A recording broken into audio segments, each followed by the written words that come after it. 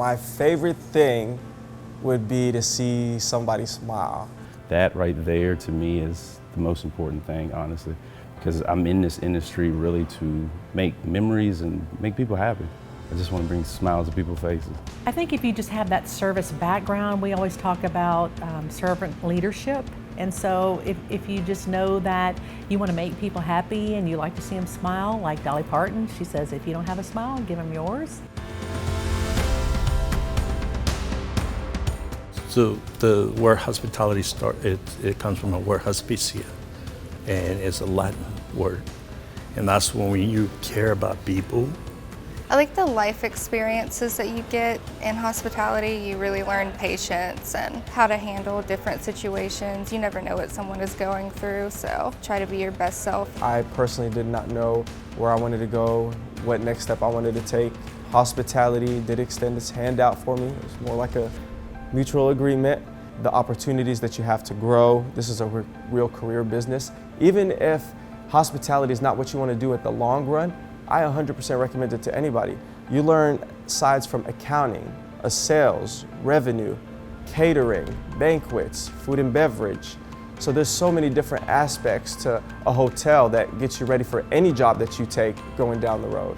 I started off in housekeeping. I was doing turn down, second shift, 6 months, and then I transferred to loss prevention, which was like the security. So I went to the kitchen and started doing shipping and receiving. I started working my way up. I went from prep cook to line cook, and then I went to a kitchen supervisor.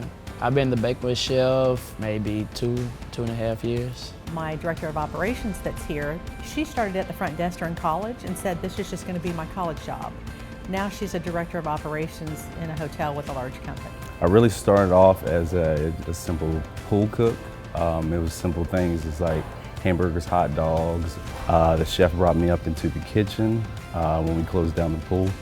And then next thing you know, I became sous chef of that country club. My position here at the hotel, I'm executive chef.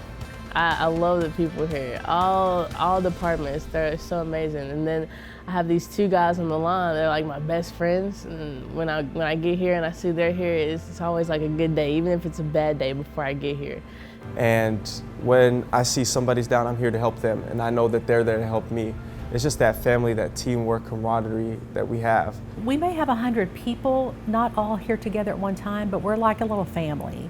We work hard, we play hard, and we celebrate hard. So those things together, I think, really make for a great family. I have been very lucky in my career.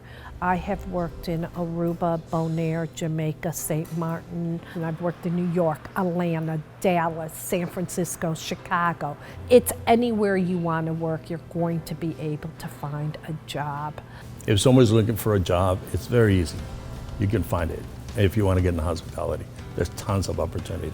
I think if you want to pursue a career in hospitality, just do it. It opens up so many doors for you, whether it's hotel management or restaurant management, anywhere in hospitality, it's a really good industry to grow. So having a degree in general will just open up opportunity of doors for you. We've shown that you've applied yourself through school and you've touched and learned on topics that you'll actually use in the real world.